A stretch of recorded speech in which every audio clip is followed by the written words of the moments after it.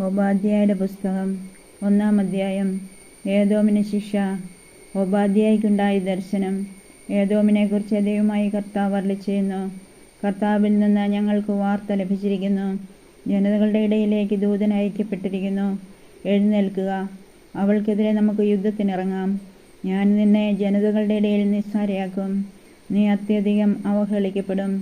പാറപ്പിളർപ്പുകളിൽ വസിക്കുന്നവളും ഉയർന്ന മലമുകളിൽ ആസ്ഥാനമുറപ്പിച്ചവളും ആർക്കെന്നെ താഴെയിറക്കാനാവുമെന്ന് ഹൃദയത്തിൽ പറയുന്നവളുമായ നിന്റെ അഹങ്കാരം നിന്നെ വഞ്ചിച്ചിരിക്കുന്നു.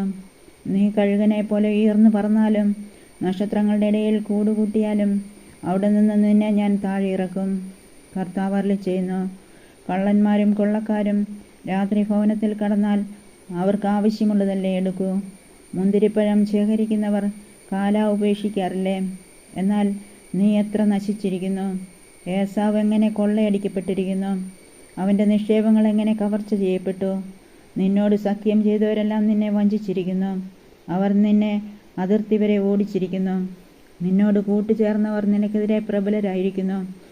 നിന്റെ വിശ്വസ്തമിത്രങ്ങൾ നിനക്ക് കെണിവെച്ചിരിക്കുന്നു. വിവേകമുള്ളവരാരും അവിടെ ഇല്ല. ആ ദിവസം ഞാൻ ഏദോമിൽ നിന്ന് വിജ്ഞാനികളെയും ഏസാവ് മലയിൽ നിന്ന് വിവേകികളെയും നശിപ്പിക്കുകയില്ലേ? കർത്താവ് ചോദിക്കുന്നു. ഏസാവ് മലയിൽ നിന്ന് എല്ലാവരും വിച്ഛേദിക്കപ്പെടുന്ന വധത്തിൽ തേമാനെ, നിന്റെ ധീരയോദ്ധാക്കൾ പരിഭ്രാന്തരാകും. നിന്റെ സഹോദരൻ യാക്കോബിനോട് നീ ചെയ്ത അക്രമനിമിത്തം നീ ലജ്ജിതനാകും. നീ എന്നേക്കുമായി വിച്ഛേദിക്കപ്പെടും. അന്യർ അവൻ്റെ സമ്പത്ത് അപഹരിക്കുകയും വിദേശീയർ അവൻ്റെ കവാടം കടക്കുകയും ജെറുസലേമിനു വേണ്ടി നറുക്കിടുകയും ചെയ്തപ്പോൾ നീ അവരിൽ ഒരുവനെപ്പോലെ മാറി നിന്നു. നിന്റെ സഹോദരൻ്റെ കഷ്ടതയുടെ നാളിൽ നീ ഗർവോടെ സന്തോഷിക്കരുതായിരുന്നു. യൂദായുടെ വിനാശത്തിൻ്റെ നാളിൽ നീ ആഹ്ലാദിക്കരുതായിരുന്നു. അവരുടെ ദുരിതത്തിൻ്റെ നാളിൽ നീ വൻപ് പറയരുതായിരുന്നു.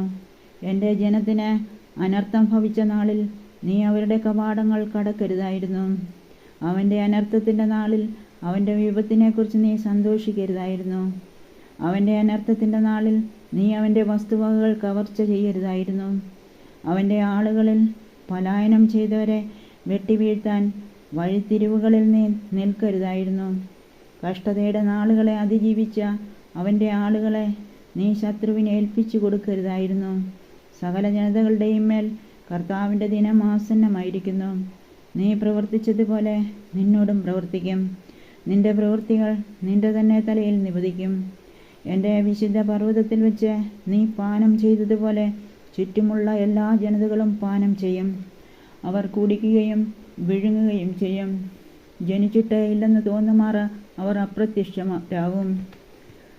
ഇസ്രായേലിന് രക്ഷ. എന്നാൽ സിയോൻ മലയിൽ രക്ഷ പ്രാപിച്ച കുറേ പേർ ഉണ്ടായിരിക്കും. അവിടം വിശുദ്ധമായിരിക്കും. യാക്കോബിൻ്റെ ഭവനം തങ്ങളുടെ വസ്തുവകകൾ വീണ്ടെടുക്കും. യാക്കോബിൻ്റെ ഭവനം അഗ്നിയും യോസഫിൻ്റെ ഭവനം തീജ്വാലയുമായിരിക്കും. ഏസാവിൻ്റെ ഭവനം വൈക്കോലും. അവർ അവരെ കത്തിച്ച് ദഹിപ്പിച്ചു കളയും. ഏസാവിൻ്റെ ഭവനത്തിൽ ആരും അവശേഷിക്കുകയില്ല. കർത്താവ് അരുളിച്ചെയ്തിരിക്കുന്നു. നെഗബിലുള്ളവർ ഏസാവ് മലയും ഷെഫേലായിലുള്ളവർ ഫിലിസ്ത്യരുടെ ദേശവും കൈവശമാക്കും. അവർ എബ്രാഹിമിൻ്റെയും സമരിയായുടെയും ദേശം കൈവശപ്പെടുത്തും. Benjamin Gilead സ്വന്തമാക്കും. ഹാലായിലുള്ള ഇസ്രായേല്യരായ പ്രവാസികൾ സരേഫാത്ത് വരെയുള്ള ഫെനീഷ്യ പ്രദേശം കൈവശമാക്കും.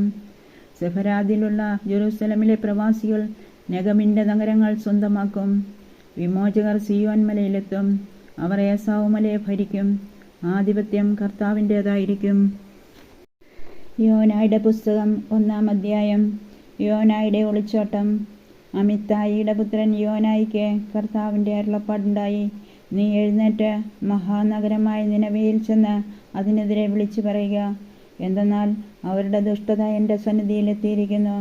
എന്നാൽ യോന താർഷിഷിലേക്ക് ഓടി കർത്താവിൻ്റെ സന്നിധിയിൽ നിന്ന് മറയാനൊരുങ്ങി. അവൻ ജോപ്പായിലെത്തി. അവിടെ താർഷിഷിലേക്ക് പോകുന്ന ഒരു കപ്പൽ കണ്ട് യാത്രക്കൂലി കൊടുത്ത് അവൻ അതിൽ കയറി. അങ്ങനെ താർഷിഷിൽ ചെന്ന് കർത്താവിൻ്റെ സന്നിധിയിൽ നിന്ന് ഒളിക്കാമെന്നവൻ കരുതി. എന്നാൽ കർത്താവ് കടലിലേക്ക് ഒരു കൊടുങ്കാറ്റയച്ചു. കടൽക്ഷോഭത്തിൽ കപ്പൽ തകരുമെന്നായി. കപ്പൽ യാത്രക്കാർ പരിഭ്രാന്തരായി. ഓരോരുത്തരും താന്താങ്ങളുടെ ദേവന്മാരെ വിളിച്ചപേക്ഷിച്ചു. ഭാരം കുറയ്ക്കാൻ വേണ്ടി കപ്പലിലുണ്ടായിരുന്ന ചരക്കുകളെല്ലാം അവർ കടലിലേക്ക് വലിച്ചെറിഞ്ഞു. എന്നാൽ യോന കപ്പലിൻ്റെ ഉള്ളറയിൽ കിടന്നുറങ്ങുകയായിരുന്നു. അപ്പോൾ കപ്പിത്താൻ അടുത്തു വന്ന് അവനോട് ചോദിച്ചു, നീ ഉറങ്ങുന്നോ? എന്താണിതിൻ്റെ അർത്ഥം? എഴുന്നേറ്റ് നിന്റെ ദൈവത്തെ വിളിച്ചപേക്ഷിക്കുക. നമ്മൾ നശിക്കാതിരിക്കാൻ ഒരുപക്ഷെ അവിടുന്ന് നമ്മെ ഓർത്തേക്കും. അനന്തരം അവർ പരസ്പരം പറഞ്ഞു, ആര് നിമിത്തമാണ് നമുക്ക് ഈ അനർത്ഥം ഭവിച്ചതെന്നറിയാൻ നമുക്ക് നറുക്കിടാം. അവർ നറുക്കിട്ടു. യോനായ്ക്ക് നറുക്ക് വീണു. അപ്പോൾ അവർ അവനോട് ചോദിച്ചു, പറയൂ, ആര് നിമിത്തമാണ് ഈ അനർത്ഥം നമ്മുടെ മേൽ വന്നത്? നിന്റെ തൊഴിൽ എന്താണ്? നീ എവിടെ നിന്ന് വരുന്നു? നിന്റെ നാട് ഏതാണ്? നീ ഏതു ജനതയിൽപ്പെടുന്നു? അവൻ പറഞ്ഞു, ഞാനൊരു ഹെബ്രായനാണ്. കടലും കരയും സൃഷ്ടിച്ച സ്വർഗസ്ഥനായ ദൈവമായ കർത്താവിനെയാണ് ഞാൻ ആരാധിക്കുന്നത്. അപ്പോൾ അവർ അത്യധികം ഭയപ്പെട്ട് അവനോട് പറഞ്ഞു, നീ എന്താണ് ഈ ചെയ്തത്? അവൻ കർത്താവിൻ്റെ സന്നിധിയിൽ നിന്ന് ഓടി ഒളിക്കുകയാണെന്ന് അവൻ തന്നെ പറഞ്ഞ് അവർ അറിഞ്ഞു. അവർ അവനോട് പറഞ്ഞു, കടൽ ശാന്തമാകേണ്ടതിന് ഞങ്ങൾ നിന്നെ എന്തു ചെയ്യണം? കടൽ കൂടുതൽ കൂടുതൽ പ്രക്ഷുബ്ധമായിക്കൊണ്ടിരുന്നു. അവൻ അവരോട് പറഞ്ഞു, എന്നെ എടുത്ത് കടലിലേക്ക് എറിയുക, അപ്പോൾ കടൽ ശാന്തമാകും. എന്തെന്നാൽ ഞാൻ നിമിത്തമാണ് ഈ വലിയ കൊടുങ്കാറ്റ് നിങ്ങൾക്കെതിരെ ഉണ്ടായിരിക്കുന്നതെന്ന് ഞാൻ മനസ്സിലാക്കുന്നു. കപ്പൽ കരയ്ക്ക് അടുപ്പിക്കുന്നതിനായി അവർ ശക്തിപൂർവ്വം തണ്ടുവലിച്ചു. എന്നാൽ അവർക്ക് സാധിച്ചില്ല.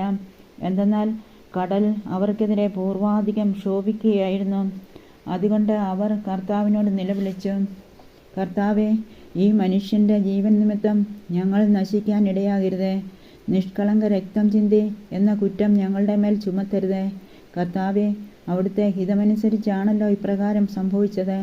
അനന്തരം അവർ യോനായെ എടുത്ത് കടലിലേക്ക് എറിഞ്ഞു.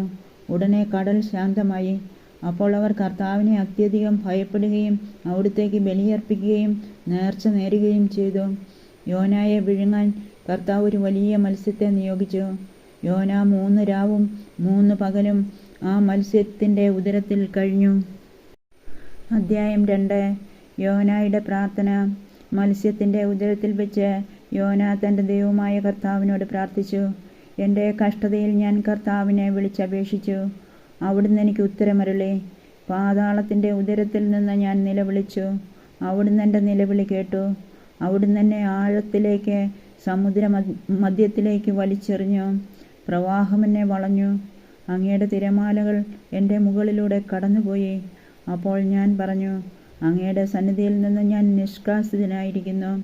അങ്ങയുടെ വിശുദ്ധ മന്ദിരത്തിലേക്ക് ഇനി ഞാൻ എങ്ങനെ നോക്കും? സമുദ്രം എന്നെ വലയം ചെയ്തിരിക്കുന്നു. ആഴി എന്നെ ചുറ്റിയിരിക്കുന്നു. പായൽ എൻ്റെ തല വരിഞ്ഞു മുറുക്കിയിരിക്കുന്നു.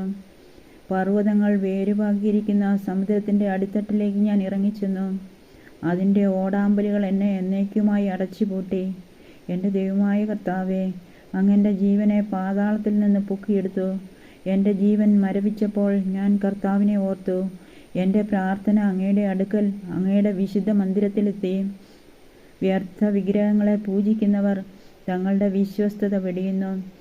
എന്നാൽ ഞാൻ കൃതജ്ഞതാസ്തോത്രങ്ങൾ ആലപിച്ച് അങ്ങേക്ക് ബലിയർപ്പിക്കും.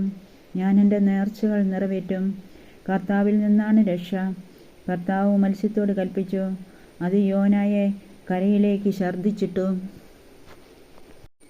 അധ്യായം 3. നിനവയുടെ മാനസാന്തരം. യോനായ്ക്ക് വീണ്ടും കർത്താവിൻ്റെ അരുളപ്പാടുണ്ടായി. എഴുന്നേറ്റ് മഹാനഗരമായ നിനവയിലേക്ക് പോവുക. ഞാൻ നൽകുന്ന സന്ദേശം നീ അവിടെ പ്രഘോഷിക്കുക. കർത്താവിൻ്റെ കൽപ്പനയനുസരിച്ച് യോന എഴുന്നേറ്റ് നിനവയിലേക്ക് പോയി. അത് വളരെ വലിയൊരു നഗരമായിരുന്നു. അത് കടക്കാൻ 3 ദിവസത്തെ യാത്ര വേണ്ടിയിരുന്നു. യോന നഗരത്തിൽ കടന്ന് 1 ദിവസത്തെ വഴി നടന്നു. അനന്തരം അവൻ വിളിച്ചു പറഞ്ഞു, 40 ദിവസം കഴിയുമ്പോൾ നിനവെ നശിപ്പിക്കപ്പെടും. നിനവയിലെ ജനങ്ങൾ ദൈവത്തിൽ വിശ്വസിച്ചു. അവർ ഒരു ഉപവാസം പ്രഖ്യാപിച്ചു. വലിയവരും ചെറിയവരും ഒന്നുപോലെ ചാക്കൊടുത്തു. ഈ വാർത്ത നിനവെ രാജാവ് കേട്ടു. അവൻ സിംഹാസനത്തിൽ നിന്ന് എഴുന്നേറ്റ് രാജകീയ വസ്ത്രം മാറ്റി ചാക്കൊടുത്ത് ചാരത്തിലിരുന്നു. അവൻ നിനവെ മുഴുവൻ ഒരു വിളംബരം പ്രസിദ്ധപ്പെടുത്തി. രാജാവിൻ്റെയും അവൻ്റെ പ്രഭുക്കന്മാരുടെയും കൽപ്പനയാണിത്. മനുഷ്യനോ മൃഗമോ കന്നുകാലിയോ ആടോ ഒന്നും ഭക്ഷിക്കരുത്. അവ മേയുകയോ വെള്ളം കുടിക്കുകയോ അരുത്. മനുഷ്യനും മൃഗവും ചാക്കുവസ്ത്രം ധരിച്ച് ദൈവത്തോട് ഉച്ചത്തിൽ വിളിച്ചപേക്ഷിക്കട്ടെ. ഓരോരുത്തരും തങ്ങളുടെ ദുർമാർഗത്തിൽ നിന്നും അക്രമങ്ങളിൽ നിന്നും പിന്തിരിയട്ടെ. ദൈവം മനസ്സ് മാറ്റി തൻ്റെ ക്രോധം പിൻവലിക്കുകയും അങ്ങനെ നാം നശിക്കാതിരിക്കുകയും ചെയ്തേക്കാം. തങ്ങളുടെ ദുഷ്ടതയിൽ നിന്ന് അവർ പിന്തിരിഞ്ഞു എന്ന് കണ്ട് ദൈവം മനസ്സു മാറ്റി. അവരുടെ മേൽ അയക്കുമെന്ന് പറഞ്ഞ തിന്മ അയച്ചില്ല. അധ്യായം 4. അതിരറ്റ കരുണ. യോന ഇതിൽ അത്യധികം അസംതൃപ്തനും കുപിതനുമായി. അവൻ കർത്താവിനോട് പ്രാർത്ഥിച്ചുകൊണ്ട് പറഞ്ഞു, ഞാൻ എൻ്റെ ദേശത്തായിരുന്നപ്പോൾ ഇതുതന്നെയല്ലേ അങ്ങയോട് പറഞ്ഞത്? ഇതുകൊണ്ടാണ് ഞാൻ താർശീഷിലേക്ക് ഓടിപ്പോകാൻ ശ്രമിച്ചത്. അവിടുന്ന് ദയാലുവും കാരുണ്യവാനും ക്ഷമാശീലനും സ്നേഹനിധിയും ശിക്ഷിക്കുന്നതിൽ വിമുഖനുമാണെന്ന് ഞാൻ അറിഞ്ഞിരുന്നു. കർത്താവേ, എൻ്റെ ജീവൻ എടുത്തുകൊള്ളുക എന്ന് ഞാൻ അപേക്ഷിക്കുന്നു. ജീവിച്ചിരിക്കുന്നതിനേക്കാൾ മരിക്കുന്നതാണ് എനിക്ക് നല്ലത്. കർത്താവ് ചോദിച്ചു, നിനക്ക് കോപിക്കാൻ എന്ത് കാര്യം? യോന പുറത്തിറങ്ങി നഗരത്തിൻ്റെ കിഴക്ക് ഭാഗത്ത് പോയിരുന്നു. അവിടെ അവൻ തനിക്ക് വേണ്ടി ഒരു കൂടാരം നിർമ്മിച്ചു. നഗരത്തിന് എന്ത് സംഭവിക്കുമെന്ന് കാണാനായി കൂടാരത്തിൻ്റെ കീഴിലിരുന്നു. യോനായ്ക്ക് തണലും ആശ്വാസവും നൽകുന്നതിന് ദൈവമായ കർത്താവ് ഒരു ചെടി മുളപ്പിച്ചു. ആ ചെടി കണ്ട് യോന അത്യധികം സന്തോഷിച്ചു. പിറ്റേന്ന് പ്രഭാതത്തിൽ ദൈവം ഒരു പുഴുവിനെ അയച്ചു. അത് ആ ചെടിയെ ആക്രമിച്ചു. ചെടി വാടിപ്പോയി. സൂര്യൻ ഉദിച്ചപ്പോൾ ദൈവം അത്യുഷ്ണമുള്ള കിഴക്കൻ കാറ്റിനെ നിയോഗിച്ചു. തലയിൽ സൂര്യൻ്റെ ചൂടേറ്റ് യോന തളർന്നു. മരിക്കാൻ ആഗ്രഹിച്ചുകൊണ്ട് അവൻ പറഞ്ഞു, ജീവിക്കുന്നതിനേക്കാൾ മരിക്കുന്നതാണ് എനിക്ക് നല്ലത്. ദൈവം യോനായോട് ചോദിച്ചു, ആ ചെടിയെ ചൊല്ലി കോപിക്കാൻ നിനക്ക് എന്ത് കാര്യം? അവൻ പറഞ്ഞു, കോപിക്കാൻ എനിക്ക് കാര്യമുണ്ട്, മരണം വരെ കോപിക്കാൻ. കർത്താവ് പറഞ്ഞു, ഈ ചെടി ഒരു രാത്രി കൊണ്ട് വളരുകയും അടുത്ത രാത്രി നശിക്കുകയും ചെയ്തു. നീ അതിൻ്റെ വളർച്ചയ്ക്ക് വേണ്ടി അധ്വാനിച്ചിട്ടില്ല, എന്നിട്ടും നിനക്ക് അതിനോട് അനുകമ്പ തോന്നുന്നു.